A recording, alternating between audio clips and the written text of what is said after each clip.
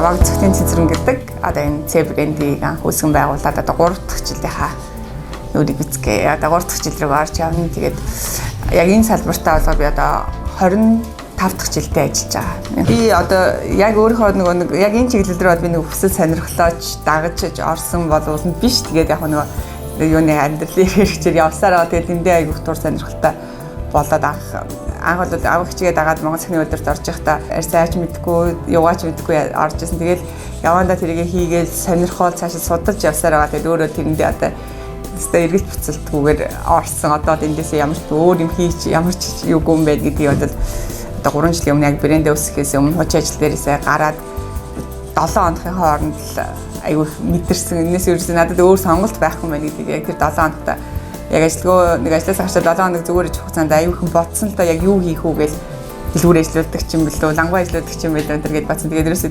надад ерөөсөө тийм өөр юм хийхээр нөгөө мэдэх юм ерөөсөө байхгүй юм байна гэдгээгээд тэгэл би аюу сайн ухаарсан.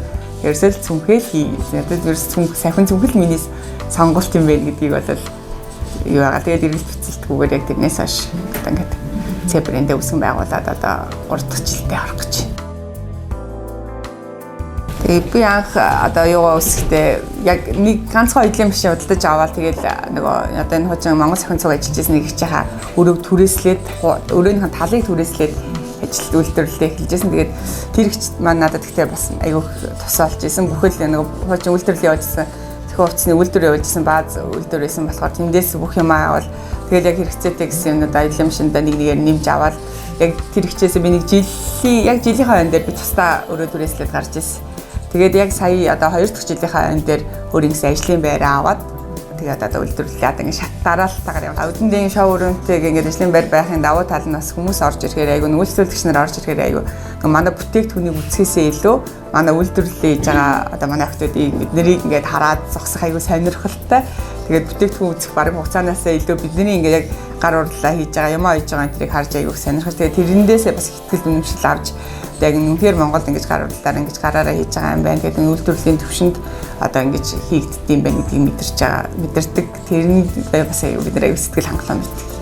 Манайх одоо цүнх жижиг эдлэл одоо төрөвч тэгээд эрэгтэй эмэгтэй цүнх гоёлын бол өдөр тутмын гэдэг. Одоо цүнхийг одоо бидний бүтээгдэхүүнийг нөгөө яг нэр төрлөөр ангилахад аягүй бас хэцүү. Одоо нөгөө эрэгтэй эмэгтэй цүнх жижиг эдлэл гэсэн 3 төрөлд хуваанах байсан ш. Нэг яг захиалга үйлдвэрлэл маань яг цорын ганц хийгддэг учраас тэр болгоныг одоо ингээд нэг төрөл гэж авч үзэх хэцүү. Дахин давтдаггүй хэзээ ч дахиж хийгдэхэргүй одоо байдаг. Тийм болохоор одоо би яг хийж байгаа бүтээгдэхүүнийхаа яг тоог бол хийж нийт одоо би 25 жил цүнхийгт яг хэдэн төрлийн бүтээгдэхүүн гаргаснаа би бол хийж мэдэхгүй. Гэтэ одоо манай дээр бол яг одоо манай дээр бол ингээд юутай нэг массын үйлдвэрлэл гардаг 50-аад нэр төрлийн бүтээгдэхүүн байна. Манайх болохоор арьсныхаа ер нь бол 190% Монгол арьсаар идэг. Одоо Монголд булгаар хэрэгэлт тэгээд Моирэдвент гэсэн компаниудаас арьсаа авдаг. Тэгээд ерөнхийдөө одоо арьсны нэг ганц нэг хээтэй арьсуудыг бол ялтч экспортын арьсыг бол хэрэгэлдэг. Тэгээд нөгөө бусад түүхий эдмэ туслах материалууд гэж одоо бид нар яадаг. Тэр маань одоо ерөөсө дандаа 100% хараатахгүй. Дандаа урдаас болон одоо Туркээс, Солонгосоос янз янзын бид нар яг олдцоорол аль боломжтой югаараа хэрэгжилээ л да. Тэгээ одоо нөгөө нэг Монгол үйлдвэрүүд байж одоо хил хаангууд зогслоо энэ гэсэн нэг тиймэрхүү ламнууд бол гараалаа. Тэгээд одоо бид нар хэд нэг Монголд 1 м даваа үйлдвэрлэж өгч байгаа бид нарт газар байхгүй. 1 литр шар цав үйлдвэрлэж байгаа газар байхгүй. Тийм болохоор бас үйлдвэрүүд одоо томхон үйлдвэрүүд бол яг нөгөө эргэлтээр яадаг газрууд бол бас зогсох асуудлууд бол гарч байгаа. Тэгээд манайх өдөр бол яг харьцангуй нөгөө жижиг үйлдвэрүүд учраас бас өөрийн гэсэн нөөц югаараа ямар ч гэсэн явж илэн.